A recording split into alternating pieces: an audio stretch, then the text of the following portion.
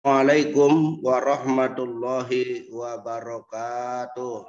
Warahmatullahi wabarakatuh. Waalaikumsalam warahmatullahi wabarakatuh. Bismillahirrahmanirrahim. Qalu subhanaka la ilma lana illa ma 'allamtana innaka antal alimul hakim. Rabbi shrah li sadri wa yassir li amri wahlul 'uqdatam min lisani yafqahu qawli. Pendengar di mana saja berada yang semua dimuliakan oleh Allah, wabil khusus ketua kita Bapak Haji Eru, sekretaris umum kita Bapak Surya, orang tua kita Bapak Haji Mat Angin, Bapak Haji Jainal, dan banyak lagi yang lainnya. Alhamdulillah pagi ini kita dapat kumpul dalam rangka pengajian yang dikaji kitab tafsir Jalalain surah Al-Baqarah 155 sampai 157. Silakan kepada pembaca Ibu Haja Masitoh ya, silakan. Assalamualaikum warahmatullahi wabarakatuh. Waalaikumsalam warahmatullahi wabarakatuh.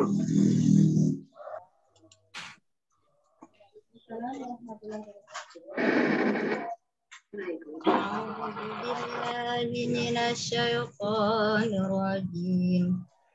Bismillahirrahmanirrahim. Walanabluwannakum bisyai'im minal khawfi wal ju'i wa naqsim minal amwali wal anfusi was samarat wa basyiris sabirin.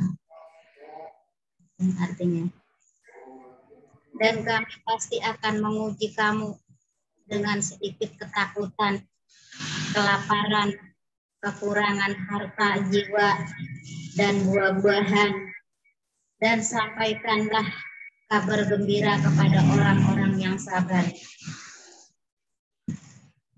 Alladzina idza asabathum musibah qalu inna lillahi wa inna ilaihi raji'un.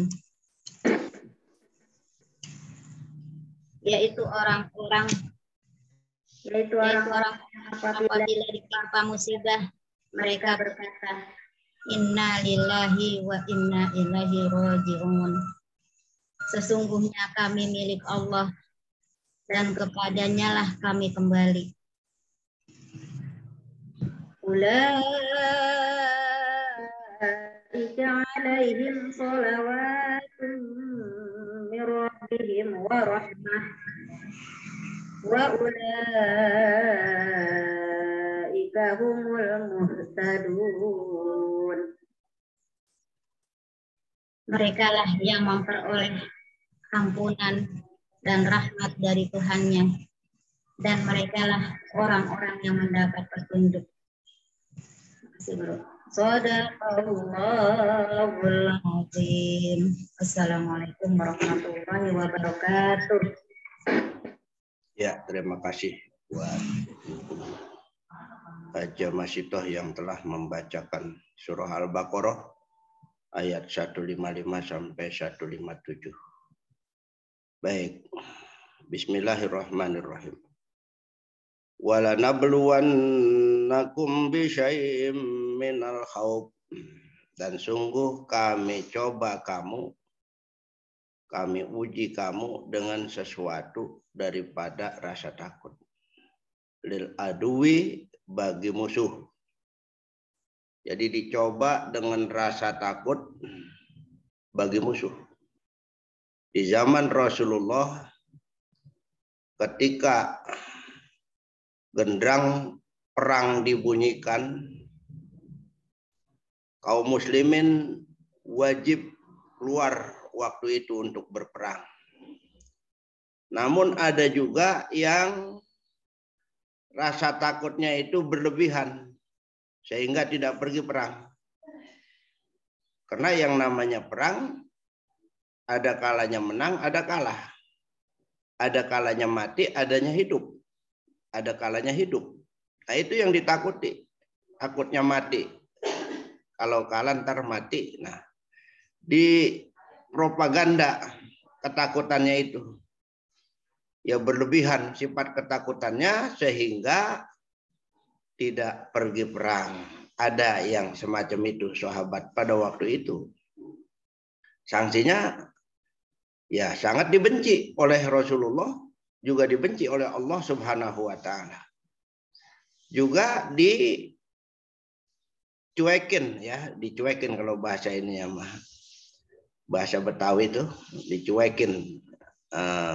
Orang banyak ditanya, dijauhkanlah.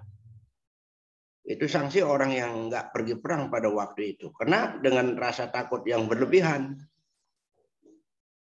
Di zaman kita juga sekarang Allah uji kita dengan rasa takut tersebut. Dengan sebab telah turunnya COVID-19 dan varian Delta, itu kebanyakan orang mempunyai rasa takut. Bila mereka mempunyai rasa takut dengan sebab turunnya wabah tersebut, kemudian mereka bergegas meningkatkan keimanan dan ketakwaannya kepada Allah,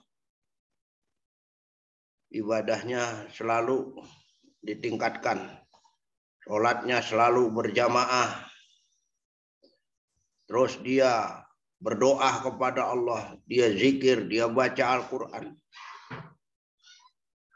Kemudian dengan sebab demikian ada juga yang meninggal dunia padahal udah usaha maksimal. Dia udah zikir, udah ibadah secara maksimal kepada Allah.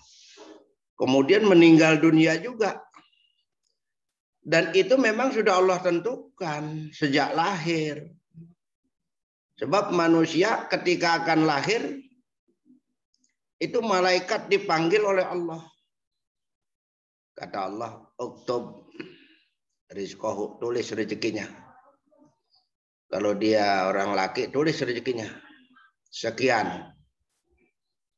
Wa ajalahu, dan umurnya tulis. Dan sebab-sebab kematiannya juga. Ditulis umurnya dan sebab kematiannya. Sakiun aw sa'idun, dia termasuk orang yang bahagia di dunia ini atau termasuk orang yang kurang bahagia. Itu sudah ditentukan sejak lahir. Karena memang sudah ditentukan sejak lahir dia meninggalnya dengan sebab corona, ya meninggallah dia. Dengan sebab corona dia meninggal. Karena corona sudah Allah tentukan dari jauh-jauh hari. Dan orang yang kena corona tersebut karena di waktu hidupnya dia mendekatkan diri kepada Allah, maka orang tersebut yang meninggal dikatakan meninggalnya dalam keadaan syahid. Karena menurut keterangan hadis Rasul itu, orang yang mati syahid diantaranya orang yang berperang di jalan Allah di zaman Rasul meninggal mati syahid. Orang yang terkena wabah, corona termasuk wabah. Orang yang terkena wabah, ya, yang terkena wabah dan juga orang yang sakit perut, termasuk apa namanya itu termasuk cobaan itu. Yang kena wabah, yang sakit perut, nah itu matinya mati syahid ya. Bila dia mati itu merupakan cobaan. Kemudian orang yang tenggelam, orang yang tertimpa benda besar langsung mati, itu matinya syahid. Jadi corona termasuk wabah, ya. Ini bila ada orang tersebut yang terkena corona meninggal dunia, itu udah Allah tentukan dari sananya. Dan orang tersebut yang meninggal itu dikategorikan dia mati syahid. Jadi meninggalnya mati syahid, nikmat kubur sedang menunggu dia, dosa yang dia miliki diampuni oleh Allah. Ini berdasarkan hadis riwayat Imam Bukhari. Jadi ada 5 macam keunggulan orang yang mati syahid itu. Yang pertama, dosanya diampuni oleh Allah. Yang kedua, nikmat kubur. Ya, sudah Allah janjikan nikmat kubur. Kemudian yang ketiga, nanti dia dipelihara ketika bangun dari kubur nanti pada hari kiamat, dia dipelihara daripada sifat ketakutan. Kemudian diberikan mahkota. Jadi orang yang mati syahid, ya semacam itu imbalan yang Allah berikan.